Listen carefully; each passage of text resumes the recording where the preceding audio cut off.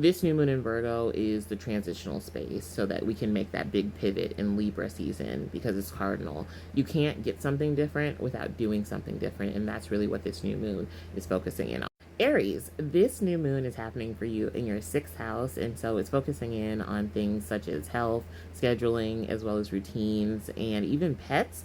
And so you could be really focusing in on scheduling checkups and appointments for children or pets if you have either one of those. But if not, this could just be about you really having to step up at work and make sure that people aren't being overly delusional. Because if they are, then I think that you are definitely going to be the one to snap them out of that. You are dropping truth bombs for people. Just remember that honesty doesn't always have to be brutal, Aries. You might also need to say no or rearrange plans because you can't be everywhere all at once. And so focus on creating routines that support you and choose carefully who joins you in that season of mastery that you're in right now. Taurus, we have this new moon happening for you in your fifth house, and so it's focusing in on romance, creativity, as well as fun.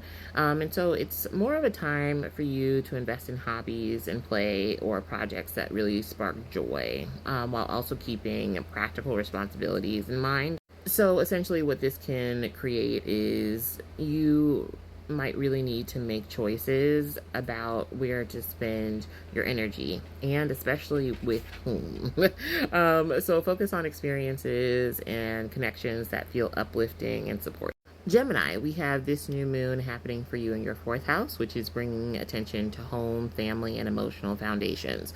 It's a good time to organize your space, clarify family expectations, and start home projects. Now, with this, you might need to balance personal needs with the needs of others in your household, but focusing on creating a comfortable and harmonious environment is what is most important. Cancer, this new moon is happening for you in your third house, and it's highlighting communication, learning, as well as just kind of like your neighborhood.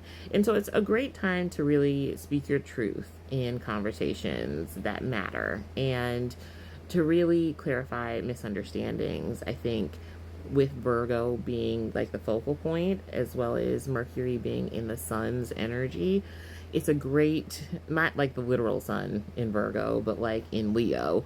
It's a great, that's why it brings like illumination to like misunderstandings, if you get what I mean. But this will come with needing to set some boundaries with people or situations that might distract you. So what I would say is focus on expressing yourself clearly while keeping harmony in mind. Leo, this new moon is happening for you in your second house, and so it's emphasizing money, values, confidence, as well as just kind of like self-worth in general.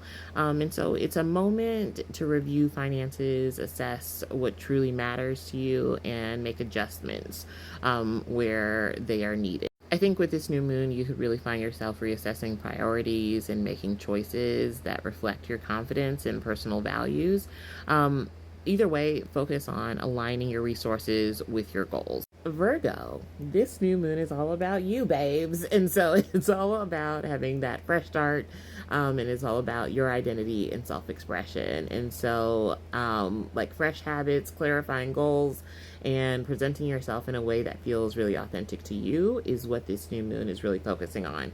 And so you may notice areas of your life that just kind of need restructuring and better organizing to really kind of reflect who you are and who you are becoming. So focus on your intentions that feel true as well as empowering, with that ruler being in your 12th. Libra, we have this new moon happening for you in your 12th house, and it's encouraging rest and reflection and letting things go that no longer serve you, as much as I can't stand saying that because it's so cliche. But basically what I'm saying is that it's a great time for rest, reflection, recharging, as well as healing, and evaluating friendship and group connections.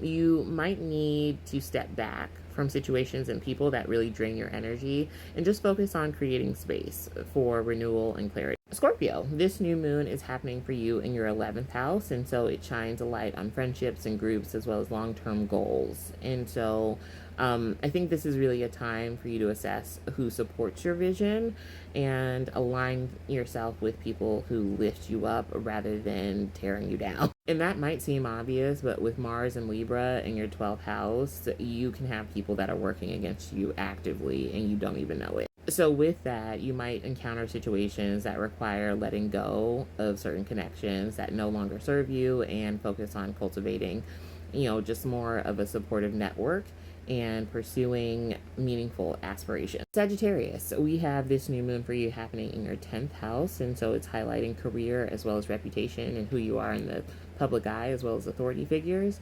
And so this can be a great time to set new professional goals, to clarify kind of like your vision as to where you're going in that kind of career path, or like in general, what is really your calling? Because the 10th house is not just like your job. It's, what are you really here to master? So also this new moon is, I think, a great time for you to also showcase your own talents and abilities. I also think that this is more of a time where you're having to be selfish, and not everybody is going to be with it. You are needing to really make choices that prioritize your personal growth and over like pleasing other people. So focus on pursuing ambitions that feel authentic and fulfilling. Capricorn, we have this new moon happening for you in your 9th house, which encourages expansion through learning, travel, and just kind of like new experiences, maybe even like legal stuff. It can be found in the 9th house as well as like belief systems. And so it's a good time to explore new philosophies or belief systems or perspectives, and that really help you to create a vision for kind of where you want to go as far as your personal growth. You might need to reevaluate like certain routines or commitments to make room for said growth. Either way, just really focus on embracing experiences that broaden your perspective, not shrink them down. Aquarius, we have this new moon happening for you in your 8th house, which is really focusing in on shared resources, intimacy, and just kind of like who do you trust in relationships. It's more reflective when it comes to all of those things and just kind of like your personal growth. And so you might need to establish boundaries or clarify expectations in partnerships.